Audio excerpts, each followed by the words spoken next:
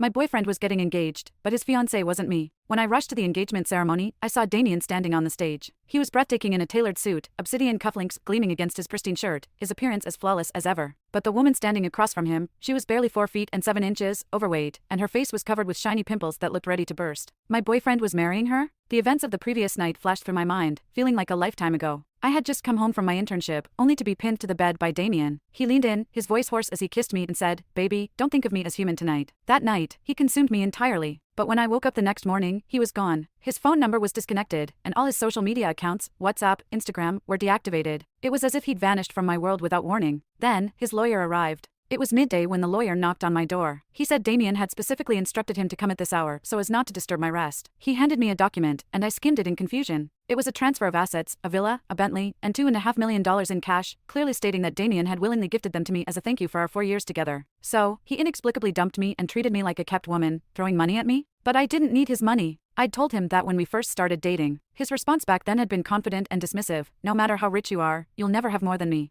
I let it go because I loved him. But why did we have to break up like this? Last night, he'd been so cold and distant, yet so passionate and desperate at the same time. He couldn't stop telling me he loved me. How could he just walk away? I forced myself to stay calm and used my family's connections to investigate. It didn't take long to figure out the truth, and that's how I ended up at the engagement ceremony. From his expression, it was obvious Damien wasn't happy. Was he being forced into this marriage? Kiss. Kiss. A shout erupted from the crowd, and the fiancé reached for Damien's hand. He instinctively stepped back, avoiding her. The woman scowled, her thick lips quivering as she spat angrily. "Did you already forget what you promised me?" Damien's face turned pale, but he reluctantly stepped forward. He was being threatened. I was sure of it. I couldn't hold back any longer. Pushing through the crowd, I shouted, "Damn. If something's wrong, tell me. Don't force yourself like this." All eyes turned toward me. When Damien saw me, a glimmer of warmth flickered in his cold gaze, but it quickly froze over. "Who is this woman?" the fiancé snarled, glaring at me. "You even have a nickname for my fiancé. Who do you think you are?" I opened my mouth to explain, but Dammy, and cut me off. Frowning, his sharp brows knitted in frustration as he said, "She's just a pathetic leech.